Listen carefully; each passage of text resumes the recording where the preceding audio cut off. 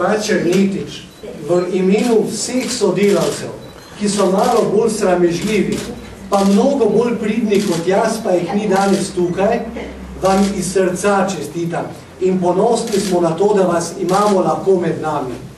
Ja, pa toliko dela in skrbi se vam gledala, da ve, kar se ravno pred vami stopi. Gospa Černetič, mi vam vsem skrbi povzročava. Ja, res. Iskrene čestitke za rojstni dan in še obilo let med nami vam želim. Najlepša vam hvala, verjamem, da imate dobre želje, saj sem že slišala mnogo dobrega, v mojem pismu sem tudi omenila, kako naš glas siže po Deveto vas. našem taboru, kako ste. Hvala lepa, gospa Černetič. Hvala lepa. Prisrčno hvala. Čestitke še enkrat iz srca. Od zdaj naprej bom bolj pridna. Ne bom se nič kregala več. Gospa Černetič, ta veriga se prenaša. Vi meni rečete, da boste bolj pridni, tako moram jaz vedno županu obljubiti.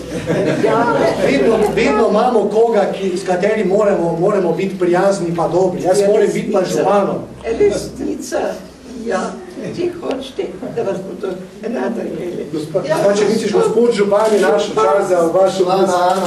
Tudi meni dovolite, Dobri znanci, dobri prijatelji. da vam v imenu mestne občine Maribor iskreno čestitam.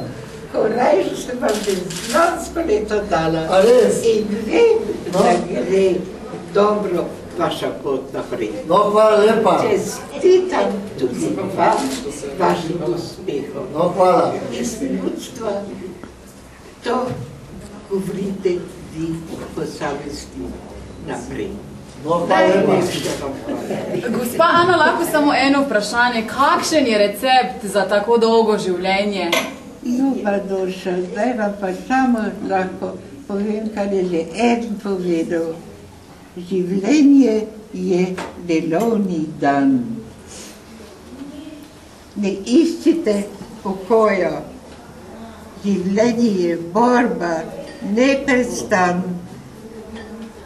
Ne plašite se ga.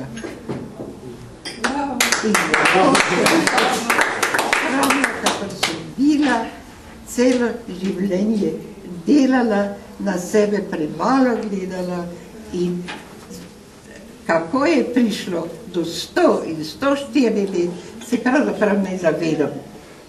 Ne zavedam, ker je eno leto za drugim šlo kot v hip.